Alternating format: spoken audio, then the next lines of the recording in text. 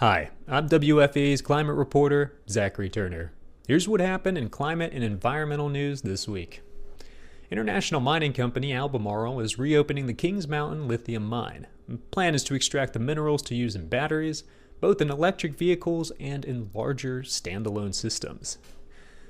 City officials started investigating an eggy smell around town in early December. The smell was traced back to the pit lake Albemarle is currently draining. Data from the Kings Mountain mine confirms that the rotten smell is not a threat to human health, but it's still a nuisance for residents. Here's what happened. Cold weather had cooled the surface of the Kings Mountain pit lake, causing the surface of the lake to sink and the bottom to rise, releasing the trapped gases beneath. Albemarle collected data between January 19th through the 28th. Although at least some monitors detected hydrogen sulfide daily, the highest levels peaked well below the minimum risk level.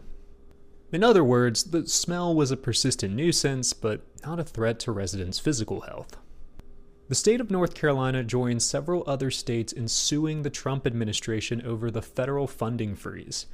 Millions of dollars that North Carolina had planned to spend are now in limbo. Joshua Davis is the CFO of the North Carolina Department of Natural and Cultural Resources. In a declaration filed with the court Tuesday, Davis said that if the federal government doesn't lift the funding freeze, North Carolina will lose out on $117 million in conservation projects.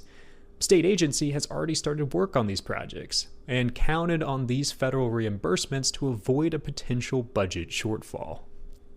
This grant would also avoid or store 3 million metric tons of carbon emissions by 2030. Many of the projects also aim to reduce wildfire risk and help communities adapt to rising floods. The EPA funding freeze has sown uncertainty for North Carolina's clean energy programs, such as the state's upcoming Solar for All program. The Environmental Protection Agency froze Inflation Reduction Act and bipartisan infrastructure law funds 2 weeks ago. Those funds are still frozen, though Politico reports some grant recipients have been able to access funds since the agency implemented the order.